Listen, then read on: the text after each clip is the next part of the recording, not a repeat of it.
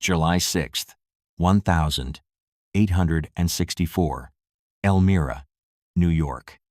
The cattle car door scraped open with a grinding shriek of rust and metal, and Private Samuel Morrison of the 43rd Virginia Infantry stumbled into the harsh afternoon sunlight, his legs barely supporting his 98-pound frame.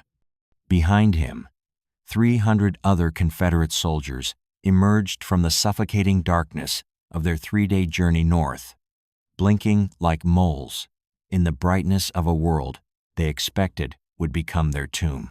Morrison's diary, discovered in the 1,920 seconds in an attic trunk in Richmond, would capture what came next with the stark honesty of a man who believed he was recording his final days.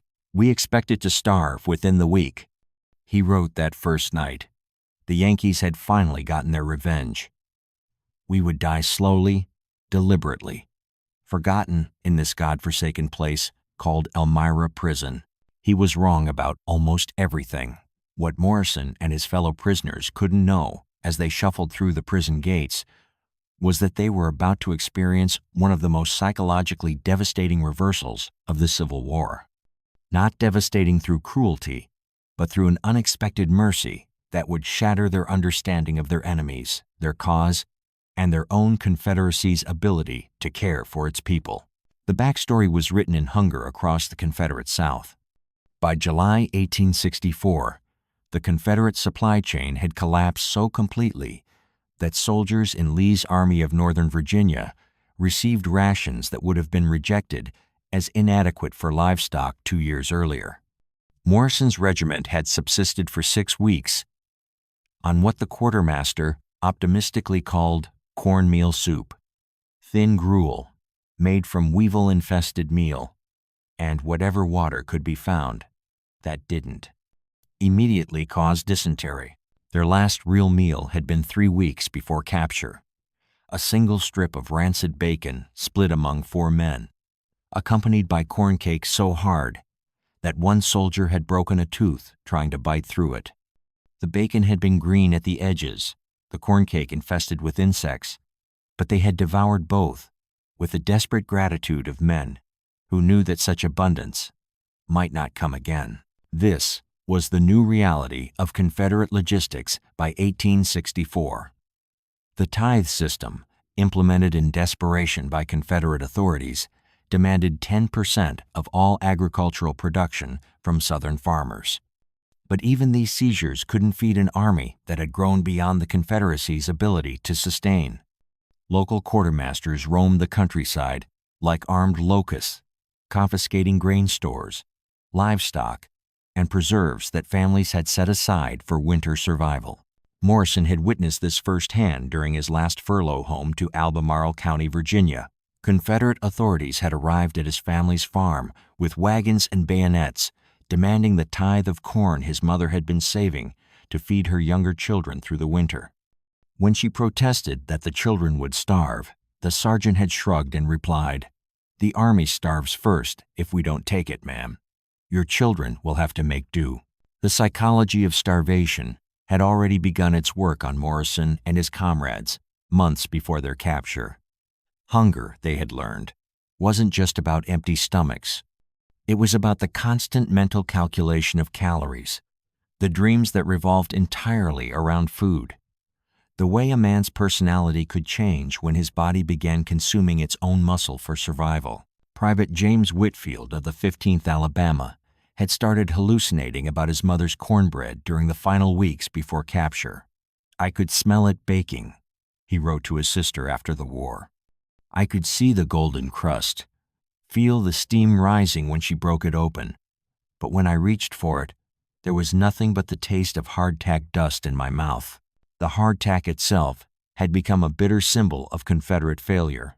Union soldiers complained about their hardtack, calling it sheet iron crackers and tooth dullers.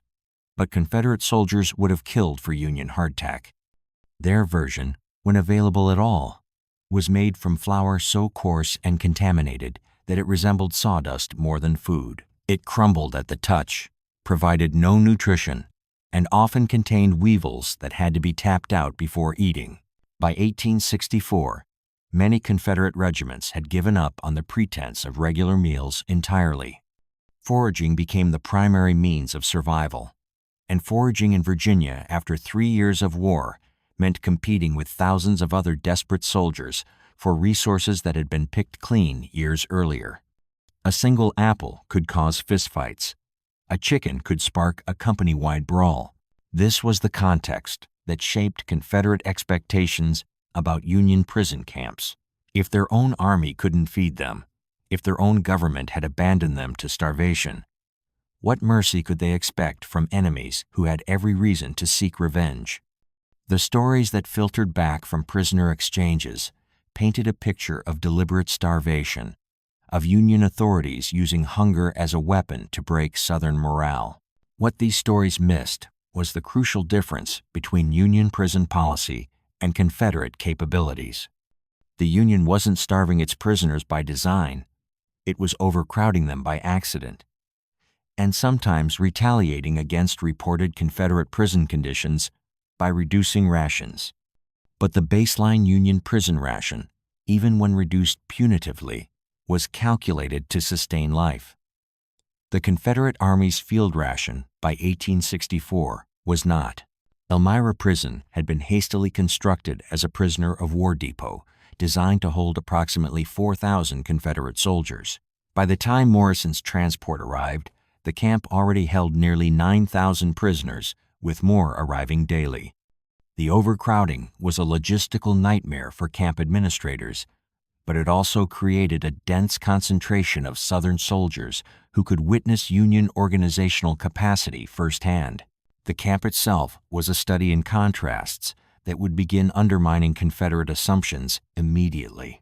The barracks, though hastily built, were constructed with more lumber than entire Virginia villages had seen in 2 years. The kitchen facilities were designed to feed 5,000 men daily, a number that exceeded the population of most Southern towns. The mess hall could seat 1,500 prisoners at once for organized meal service.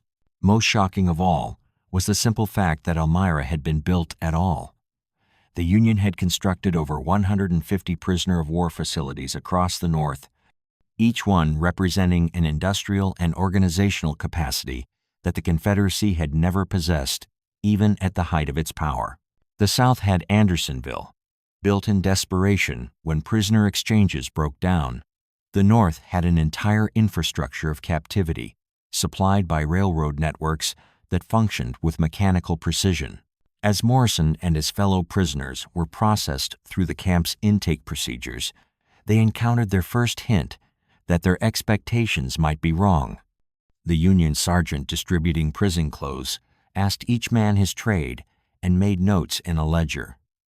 "We might have work for you," he explained to Morrison, who had listed his pre-war occupation as carpenter. "Good carpenters can earn extra rations." Extra rations. The phrase hung in the air like an impossibility. For 2 years, Morrison's entire existence had been defined by inadequate rations. The concept of earning more food through work suggested a supply system so abundant that surplus was possible. It was the first crack in the wall of assumptions that would soon come crashing down. That first night, as Morrison lay on his prison bunk listening to the sounds of thousands of captured Confederates settling into their new reality, the smell that dominated everything was not the stench of overcrowding or the sourness of fear. It was the scent of bread baking in the camp kitchens, preparing for the next day's meal distribution. The prisoners around him had been talking quietly about escape plans, about resistance, about maintaining their honor in the face of Yankee cruelty. But Morrison found himself distracted by that smell, by the impossible richness of yeast and wheat flour that seemed to promise something his rational mind rejected as fantasy. "We expected to die for want of bread," he wrote in his diary that night, the pencil trembling in his weakened hand. "Instead, we were fed." He didn't know it yet, but that single sentence would capture the central revelation that would transform thousands of Confederate prisoners over the months to come. They had arrived at Elmira Prison, expecting to meet their deaths through starvation. Instead, they were about to discover that their enemies possessed something their own government had lost: the simple ability to keep men alive through winter. August 15th, 1864. Fort Delaware, Pea Patch Island, Delaware River. Isaac Handy, former lieutenant of the 18th Virginia Infantry, dipped his pencil in homemade ink and began his daily ritual of recording the impossible. Issued this day. He wrote in the precise handwriting that would make his prison diary one of the most detailed records of Union prison life. 2 slices bread, thickness 1 inch each. Beef portion, approximately 2 ounces, salted but fresh. Coffee with real beans, 1 pint. Soup at midday, 1 pint. Containing vegetables I have not seen in Virginia for 18 months. Handy paused, staring at the words he had just written. In the margins of his diary, he began calculating. 2 ounces of meat daily meant 14 ounces weekly, nearly a pound. Before capture, his regiment had been lucky to see 4 ounces of meat per week, and that meat was usually green bacon so rancid that it had to be boiled twice to become edible. The bread calculation was even more staggering. 2 1-inch slices daily, made from what appeared to be clean wheat flour, white flour that in Virginia had become more precious than gold. Handy had seen Confederate commissaries fight actual duels over access to white flour. Here at Fort Delaware, it was distributed twice daily, without ceremony, without shortage, without the desperate calculations that had defined every meal for the past 2 years. But it was the coffee that threatened to break Handy's composure entirely. Real coffee beans, roasted brown and ground fine, producing a beverage that was actually black, instead of the transparent brown liquid that Confederate coffee, made from chicory, acorns, and wishful thinking had become. The taste was so overwhelming after years of substitutes that Handy had difficulty finishing his first cup without weeping. The sensory assault of adequate nutrition was something none of the Confederate prisoners had prepared for psychologically. Private William Chin of the 2nd South Carolina had spent 3 months before capture, dreaming about food constantly, his waking hours consumed by elaborate fantasies about meals he had eaten as a civilian. When he was handed his first piece of Union prison bread, the texture was so unfamiliar that he thought it might be some kind of northern pastry. "I held it in my hands for 5 minutes," Chen wrote to his wife after the war. "Real bread, soft bread, bread that gave when you pressed it, instead of breaking like pottery. I kept thinking there must be some mistake, that they would realize what they had given me and take it back. When I finally bit into it, the flavor was so rich that I became lightheaded." The psychological impact of adequate food extended far beyond simple nutrition. These men had internalized scarcity so completely that abundance felt like a hallucination, like a trick being played by minds pushed beyond their limits by hunger. The morning routine at Union prisons became a daily confrontation with impossible mathematics. At Elmira, the kitchen operations required industrial-scale organization that challenged every assumption Confederate prisoners held about Northern capabilities.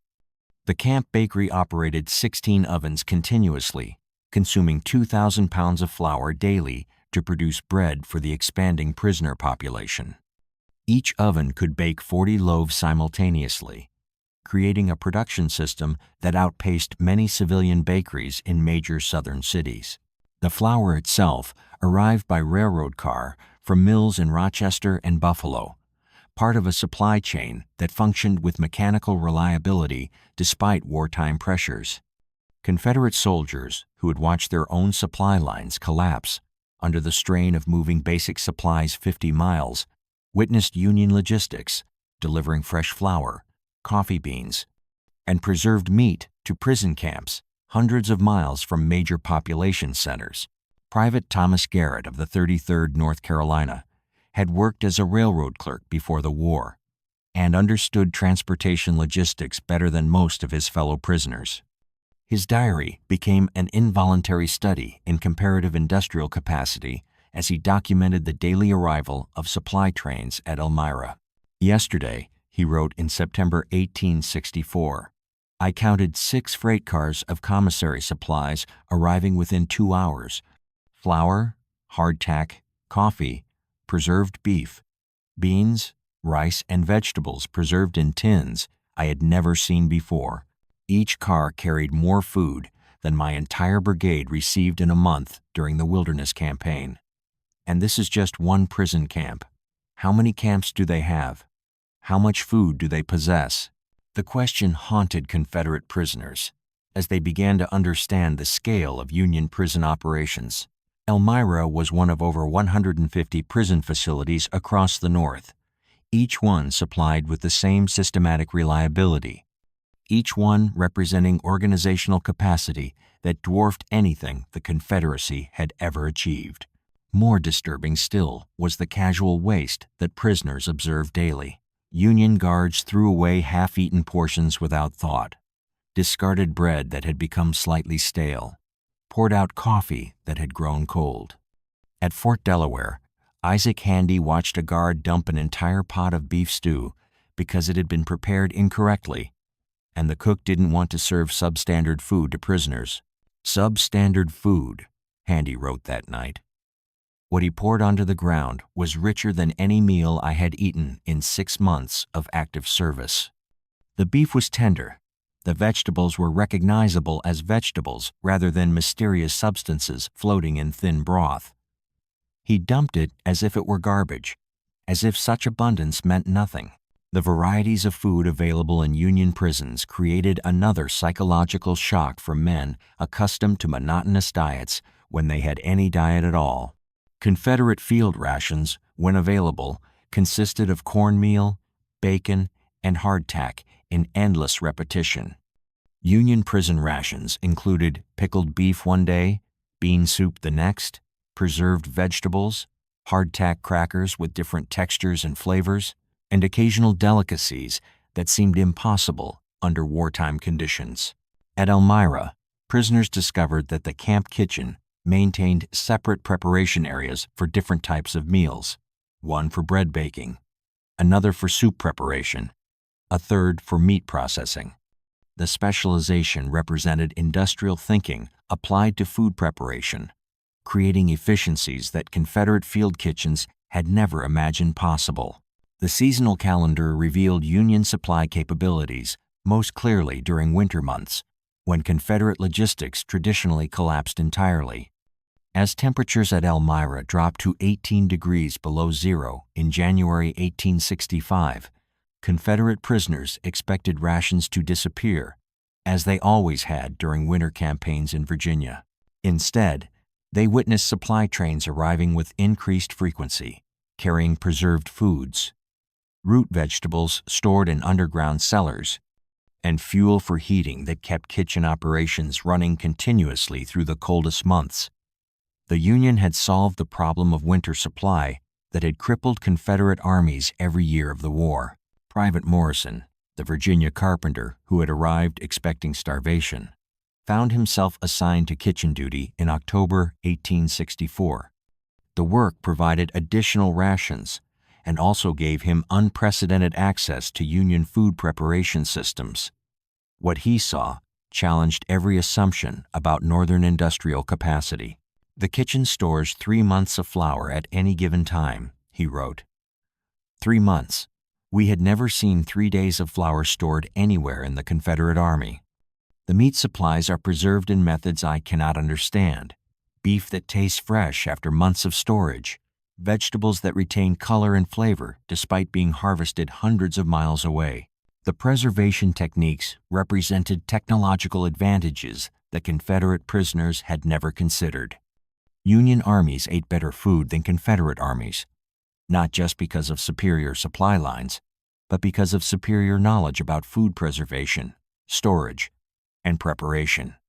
The North had industrialized nutrition, while the South still relied on pre-industrial food systems that failed under wartime pressure. The daily routine of meal distribution became a lesson in organizational efficiency that demoralized Confederate prisoners more effectively than any punishment could have achieved. At Fort Delaware, meals were served at precisely regulated hours. morning coffee at 6 a.m., midday soup at noon, evening bread distribution at 5 p.m. The clockwork precision represented a level of administrative control that Confederate armies had never achieved, even during their most successful campaigns. More importantly, the regulated meal times meant that prisoners could plan their days around guaranteed nutrition. The psychological impact of this predictability cannot be overstated for men who had spent years never knowing when or if their next meal would arrive. The simple knowledge that food would appear at specified times, in specified quantities, provided mental stability that most hadn't experienced since enlisting. The portions themselves, though modest by civilian standards, represented abundance to soldiers accustomed to starvation rations. 2 ounces of meat daily totaled nearly a pound per week, more protein than many Confederate soldiers saw in a month. The bread, baked fresh daily from clean flour, provided carbohydrates that Confederate cornmeal had failed to deliver for months. But it was the coffee that created the most profound psychological impact, because coffee represented civilization, normalcy, the kind of daily comfort that separated human beings from animals fighting for survival. Confederate coffee had become a bitter joke. Roasted acorns, chicory roots, and grain substitutes that produced brown water with no stimulating properties. Union prison coffee was the real thing, imported from distant countries, processed through supply chains that functioned despite global warfare. As autumn turned to winter at Elmira, Confederate prisoners faced a revelation that would haunt them for the rest of their lives. Their enemies were not just defeating them militarily, they were feeding them better than their own government had ever managed. The rations that Union officials considered adequate for prisoners exceeded what Confederate authorities could provide for their own soldiers in the field. The mathematics were undeniable, the implications devastating. If the Union could feed enemy prisoners this well while fighting a war on multiple fronts, what did that say about Confederate claims of inevitable victory? What did it say about the South's ability to sustain independent nationhood? What did it say about the economic system they had fought to preserve? These questions hung in the cold air above Elmira Prison as 1,864 drew to a close, accompanied by the smells of fresh bread and real coffee that mocked every assumption Confederate soldiers had held about their enemies' capabilities. December 21st, 1,864. Elmira Prison, New York.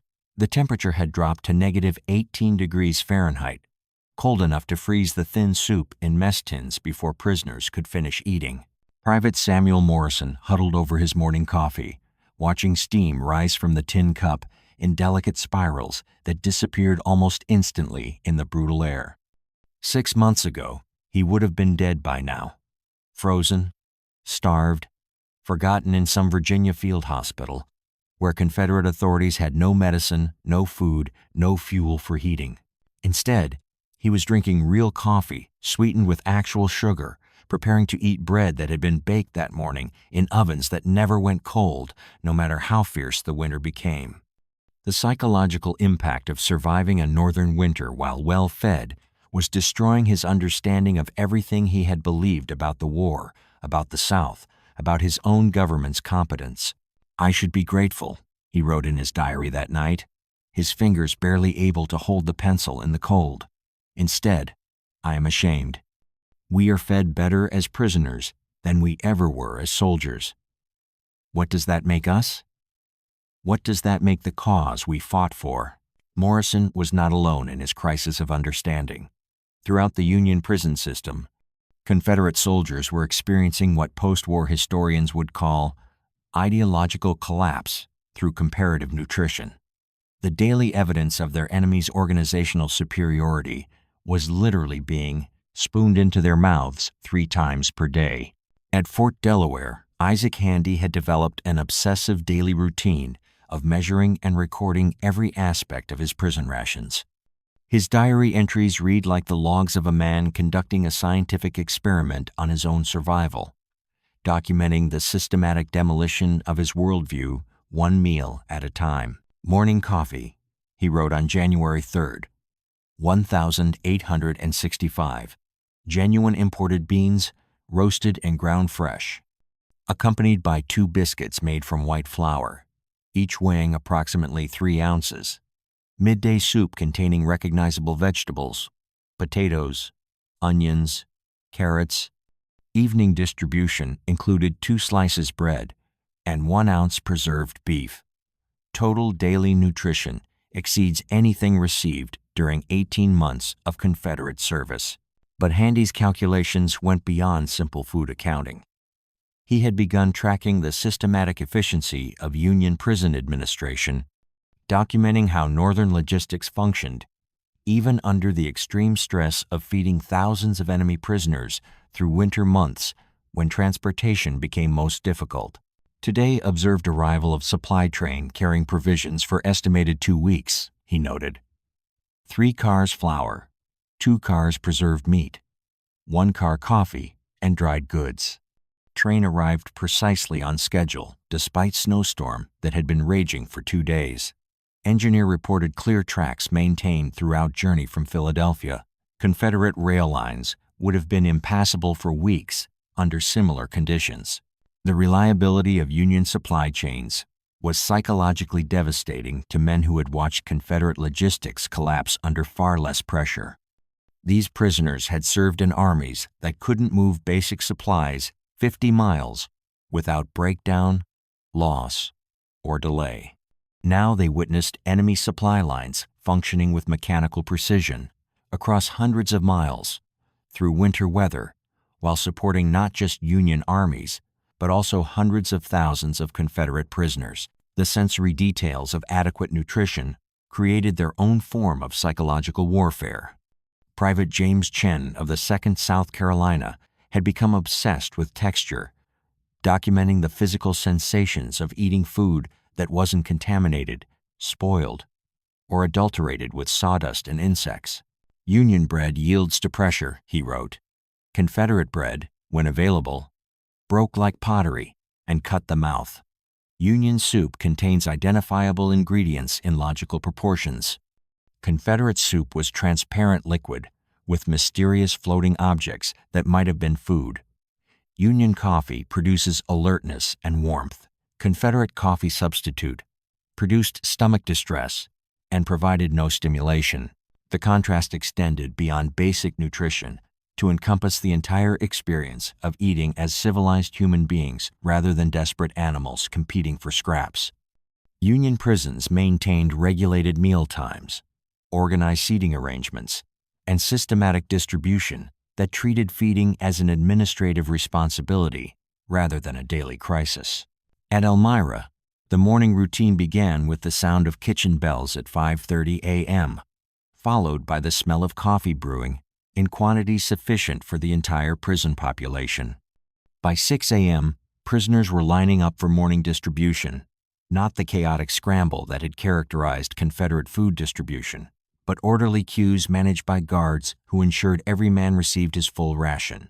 Private Morrison had been selected for kitchen duty partly because of his carpentry skills and partly because his relatively healthy condition, maintained by 6 months of adequate Union prison rations, made him capable of heavy work. The assignment provided additional food and also unprecedented insight into Union organizational methods. The kitchen maintains inventory logs that would embarrass Confederate quartermasters, he wrote. Every sack of flour is counted, every barrel of meat is tracked from arrival through consumption. Waste is minimized through systematic planning that ensures appropriate quantities for actual population. Confederate commissaries operated through guesswork and prayer. More revealing still was the casual abundance that Union guards displayed toward food waste.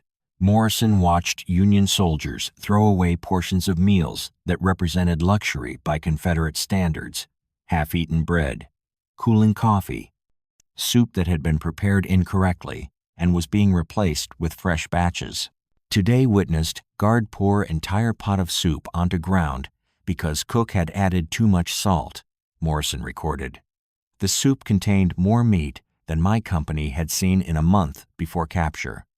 Guard explained that prisoners deserved properly prepared food and that substandard meals reflected poorly on camp administration. Such concern for prisoner welfare would have been incomprehensible in Confederate facilities.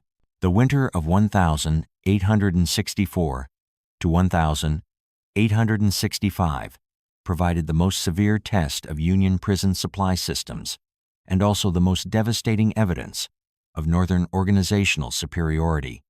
Confederate soldiers who had spent previous winters in armies that virtually disbanded when cold weather made supply impossible now witnessed enemy supply lines that actually functioned more efficiently during winter months. The reason was railroad infrastructure that the South had never possessed and Union operational methods that treated winter supply as a technical problem with technical solutions. Northern railroads maintained heated roundhouses, employed snowplows and de-icing equipment, and operated winter schedules that anticipated weather-related delays. Confederate railroads shut down when winter became severe. At Elmira, prisoners could see the New York Central Railroad tracks that connected the camp to the broader Union supply network.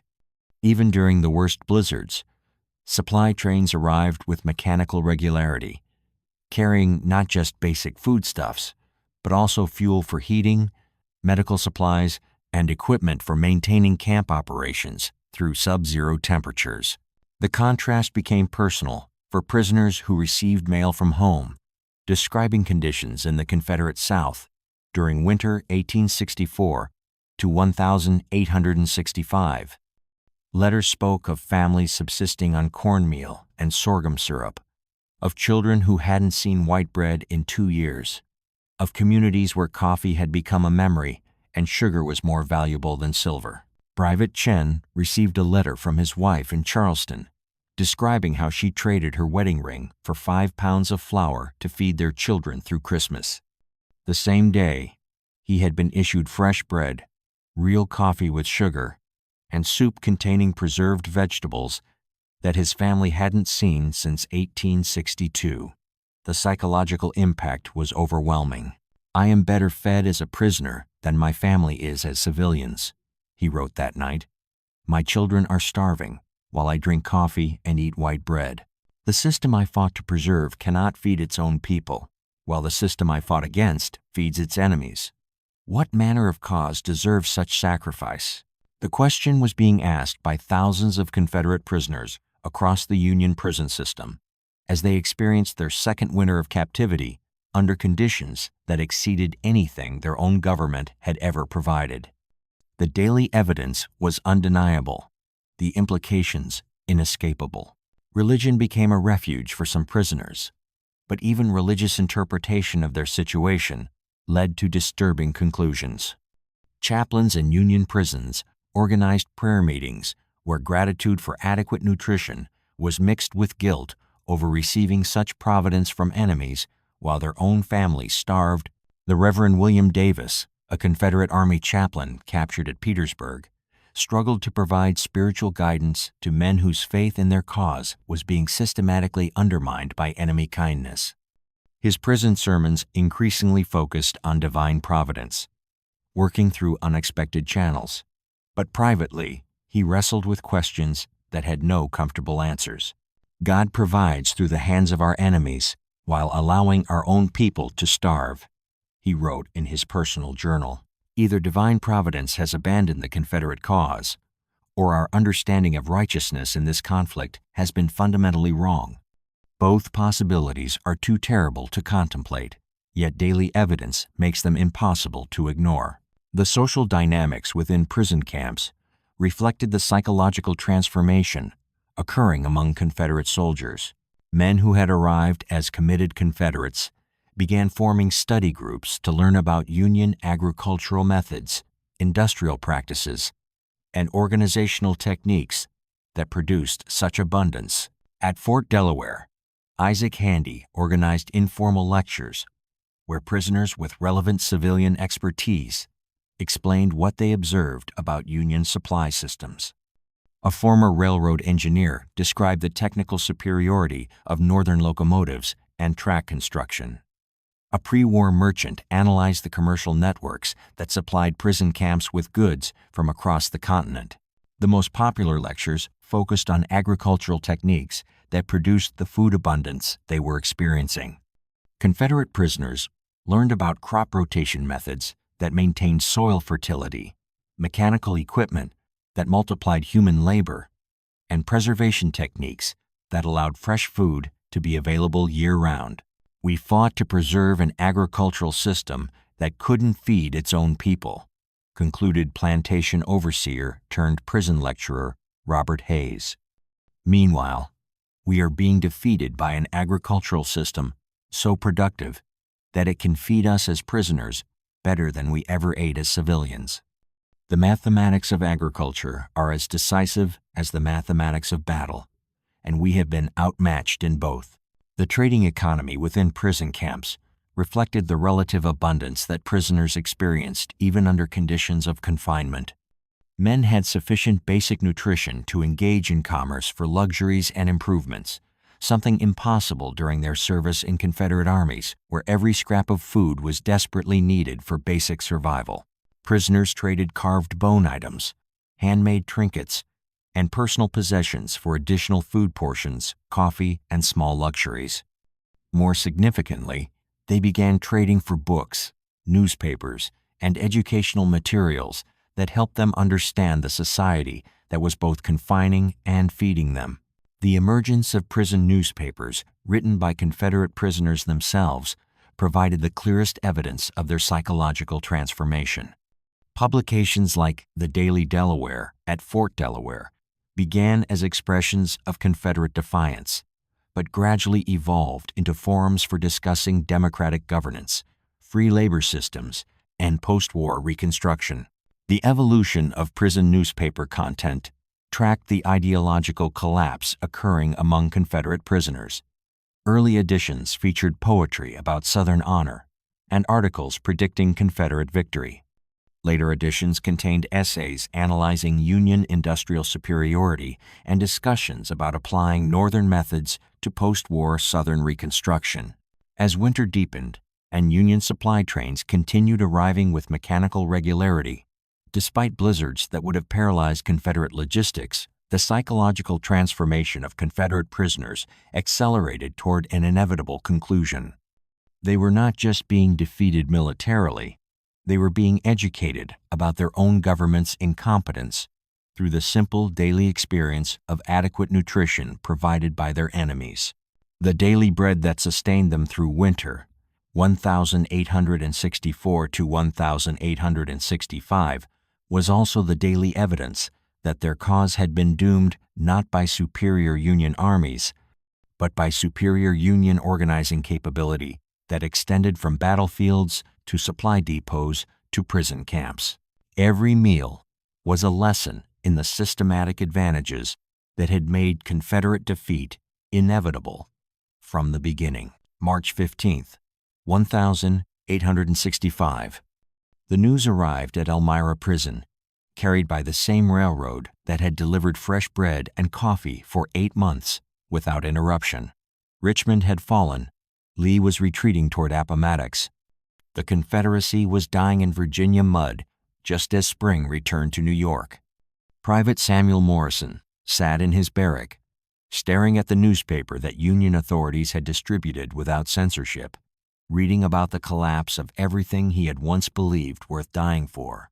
But Morrison's crisis was deeper than simple military defeat. During 8 months of Union captivity, he had been fed, clothed, heated, and treated better than he had ever been treated by his own government. The daily evidence of Northern organizational superiority had demolished his understanding of the war's meaning, his society's capabilities, and his own identity as a Confederate soldier. Today I ate bread made from fresh flour while reading about Confederate soldiers starving in trenches around Petersburg, he wrote that night. I drank real coffee while learning that Lee's army has been reduced to parched corn and tree bark. I am warm in heated barracks while our capital burns. What manner of government cannot feed its own soldiers while its enemies feed their prisoners? The psychological impact of adequate nutrition during captivity was creating what Union intelligence officers called ideological conversion through comparative experience. Confederate prisoners weren't being converted through propaganda or coercion. They were being converted through the simple daily experience of witnessing organizational competence that their own society had never achieved. At Fort Delaware, Isaac Handy had continued his obsessive documentation of prison rations throughout the winter, creating a statistical record that would haunt him for the rest of his life. His final calculations revealed the mathematical basis of Confederate defeat more clearly than any military analysis. Total meat rations received during 8 months Union captivity, approximately 30 pounds, he wrote. Total meat rations received during 18 months Confederate service, approximately 8 pounds. Total bread made from white flour during captivity, approximately 240 loaves. Total white bread during Confederate service, 0. Coffee with genuine beans during captivity, 240 cups. Coffee with genuine beans during Confederate service, 0. But Handy's most devastating calculation concerned the efficiency of Union supply systems compared to Confederate logistics. During winter months, when Confederate supply lines traditionally collapsed entirely, Union prison camps had maintained full rations, heated barracks, and medical supplies that exceeded what Confederate field hospitals possessed during the war's best periods. Union supply trains arrived on schedule through blizzards that would have isolated Confederate armies for weeks, he noted. Northern logistics treated winter weather as a technical problem with technical solutions. Confederate logistics treated winter weather as an insurmountable obstacle. We were defeated by organizational competence before the first battle was fought. The arrival of spring 1865 brought prisoner work programs that provided the final evidence of Northern industrial superiority. Confederate prisoners were employed in agricultural projects, construction work, and limited manufacturing that gave them first-hand experience with Union productivity methods. Morrison was assigned to a carpentry crew building additional barracks for the expanding prisoner population. The work provided additional rations and also revealed construction techniques that challenged his understanding of Southern craftsmanship. Union prison barracks were built with more precision, better materials, and greater efficiency than most permanent structures he had seen in Virginia. The lumber we use is cut to standard dimensions, plain smooth, and delivered in quantities sufficient for entire projects, he recorded. Confederate construction relied on whatever materials could be foraged, often green wood that warped and split within months. Union construction assumed abundant materials and planned for permanent structures. The systematic abundance extended to construction tools, hardware, and supplies that Confederate craftsmen had never possessed even during peacetime. Morrison's crew had access to factory-made nails, machine-cut lumber, and standardized hardware that reflected industrial capacity the South had never developed. More revealing still was the casual attitude Union supervisors displayed toward material waste. Slightly damaged lumber was discarded rather than incorporated into construction projects. Hardware that didn't meet specifications was replaced without concern for cost. The abundance represented industrial capacity so great that efficiency mattered more than conservation. Today, we discarded more quality lumber than most Confederate construction projects possessed from beginning to completion, Morrison noted. The waste reflects abundance I had never imagined possible. We fought to preserve a society that couldn't provide basic materials, while being defeated by a society that wastes better materials than we ever possessed. The agricultural work programs provided equally devastating evidence of Northern productivity advantages. Confederate prisoners assigned to farming duties at camps across the Midwest witnessed agricultural methods that produced yields impossible under Southern farming systems. At Camp Douglas, near Chicago, prisoners worked on truck farms that supplied fresh vegetables to the prison system during summer months. The mechanization, fertilization, and systematic farming methods produced harvests that exceeded anything seen on Southern plantations even during the most productive pre-war years. Private Chen, assigned to vegetable cultivation, documented farming techniques that revolutionized his understanding of agricultural potential. Single mechanical plow drawn by 2 horses accomplishes work that would require 8 slaves with hand tools, he wrote.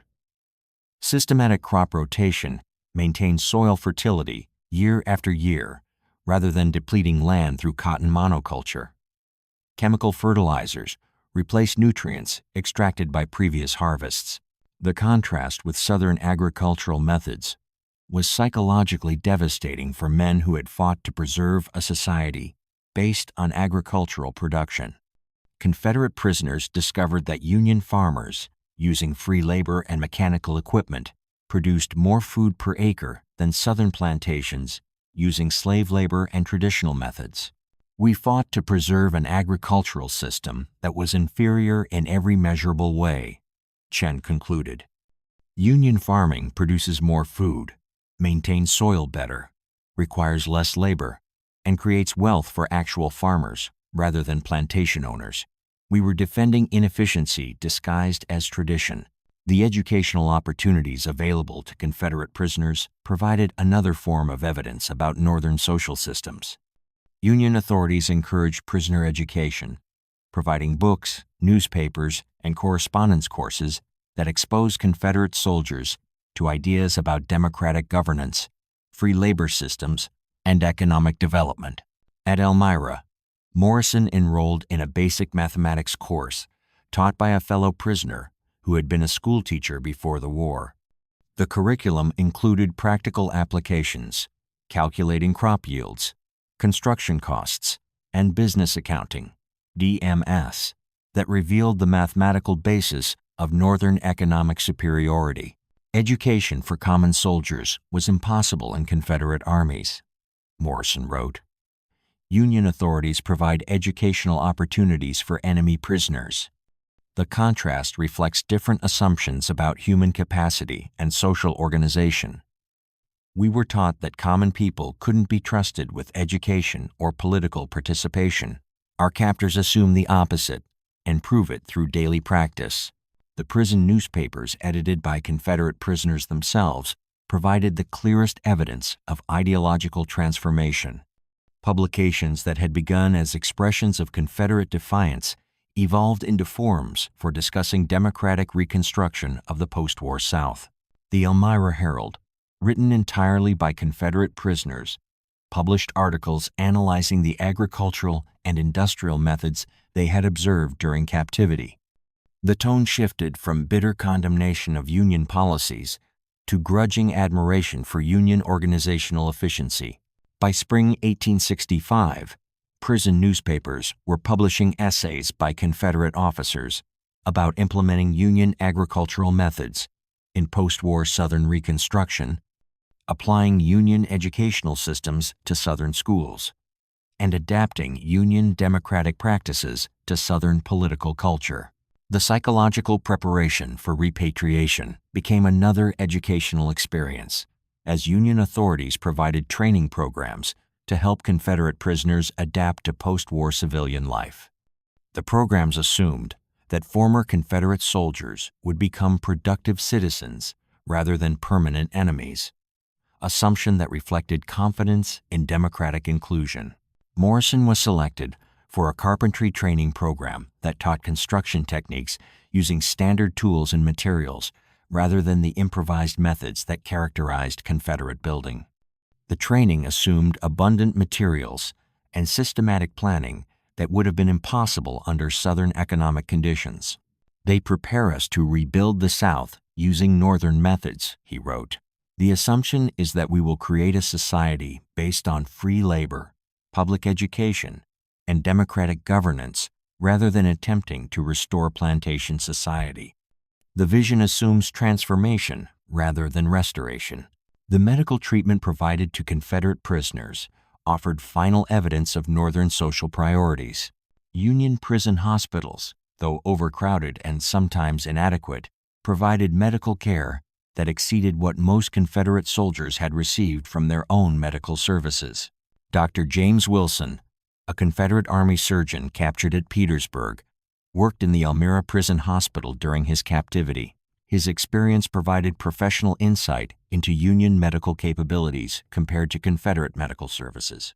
Union Prison Hospital maintains pharmaceutical supplies that Confederate field hospitals never possessed, he wrote. Medical equipment includes instruments and supplies that were unavailable to Confederate military surgeons. Most significantly, Union medical practice assumes that enemy prisoners deserve medical care equal to their own soldiers. The humanitarian assumptions embedded in Union prison medical policy reflected social values that challenged Confederate understanding of government responsibility.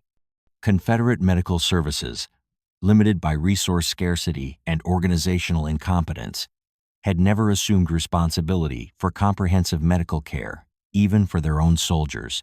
As the war ended in April 1865, and Confederate prisoners prepared for repatriation, their psychological transformation was complete. They had arrived as committed Confederates and were leaving as reluctant converts to Union social and economic systems. The farewell addresses delivered by Confederate officers to their fellow prisoners captured the magnitude of their ideological transformation. Colonel Robert Hayes, former plantation overseer turned prison lecturer, delivered the most eloquent summary of their collective revelation. We came north as prisoners expecting starvation, abuse, and death, he told assembled prisoners at Elmira. Instead, we found systematic organization, adequate nutrition, and educational opportunities that exceeded anything our own government ever provided. We were defeated, not by superior armies, but by superior social organization. Hayes continued with words that would be repeated at Confederate veteran reunions for decades. We fought for a society that couldn't feed its own people while being defeated by a society that fed its enemies. We fought for an economic system that produced scarcity while being captured by an economic system that produced abundance. We fought for a political system that concentrated power while being conquered by a political system that distributed opportunity. The repatriation process itself provided final evidence of Union organizational superiority. Confederate prisoners were systematically processed, provided with civilian clothes, given transportation to their home states, and supplied with food for the journey home. The efficiency exceeded anything Confederate logistics had achieved during 4 years of war. Morrison received new clothes, 3 days' rations, and railroad transportation to Richmond. The civilian clothes were of better quality than his original Confederate uniform had been. The rations for the journey exceeded what he had received during most weeks of Confederate service. They provide better rations for our journey home than we received, as soldiers fighting for our own cause, he wrote during the train journey south. The contrast defines our defeat more clearly than any military analysis. We were conquered by organizational competence that extended from battlefield supply to prisoner repatriation. The returning Confederate prisoners carried with them more than personal experiences. They carried detailed knowledge of Union, social, and economic systems that had proved superior to Confederate alternatives. Their testimony would influence Southern Reconstruction debates for decades. Morrison returned to Albemarle County, Virginia, to find his family's farm devastated by war, the soil exhausted by inadequate farming methods. The economy collapsed due to dependence on slave labor and cotton monoculture, but he also returned with knowledge of agricultural and construction techniques that offered hope for rebuilding. I learned more about farming during 8 months of Union captivity than during 20 years on a Virginia plantation, he wrote to a fellow veteran in 1867. The methods I observed in Union prison work programs have doubled my crop yields and restored soil that I thought permanently damaged. Thousands of former Confederate prisoners became agents of economic and social transformation in the post-war South. They introduced Northern agricultural methods, construction techniques, and educational practices that slowly modernized Southern society. The psychological transformation that began with daily rations in Union prison camps continued through the Reconstruction period as former Confederate prisoners applied Union methods to Southern problems. Their experience provided evidence that democratic social organization could produce better results than aristocratic alternatives. Isaac Handy became a teacher in post-war Virginia, establishing schools based on Union educational methods he had observed during captivity. His curriculum emphasized practical mathematics, agricultural science, and democratic citizenship, rather than classical education designed for plantation elite. Union prison camps provided better education than most Southern schools. He wrote in 1870, "The comparison revealed that democratic education assumes human potential, while aristocratic education assumes human limitations. The results speak for themselves." The long-term impact of the Confederate prisoner experience in Union camps extended far beyond individual transformation. The collective testimony of 200,000 Confederate prisoners provided detailed evidence of Union social and economic superiority that influenced Southern political culture for generations. By 1870, former Confederate prisoners had become leaders in Southern efforts to adopt Union agricultural methods, educational systems, and economic development strategies. Their testimony provided credible evidence that Northern social organization produced superior results without requiring Southern submission to Northern political control.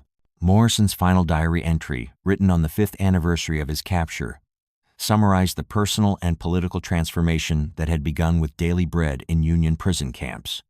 "We fought to preserve a society based on scarcity, hierarchy, and human bondage. We were defeated by a society based on abundance, opportunity, and human dignity." The choice between these alternatives was never really about politics or economics. It was about different assumptions concerning human nature and social possibility. The Confederate prisoners who experienced Union rations had learned that abundance was possible through social organization, that competence could be systematized, and that enemies could be treated with humanity even during total war. These lessons, learned through daily bread and real coffee, provided the foundation for Southern transformation that continued long after the war's end. Their story remains a testament to the power of practical experience over ideological conviction and to the possibility of redemption through revelation. They had arrived in Union prison camps as committed Confederates expecting to die for their cause. They left as reluctant converts to democratic social organization, carrying knowledge that would help rebuild the South on principles they had once fought to destroy. The bread they ate as prisoners had nourished more than their bodies. It had fed their understanding of what human society could achieve through systematic organization and democratic cooperation. In the end, that nourishment proved more decisive than any military victory.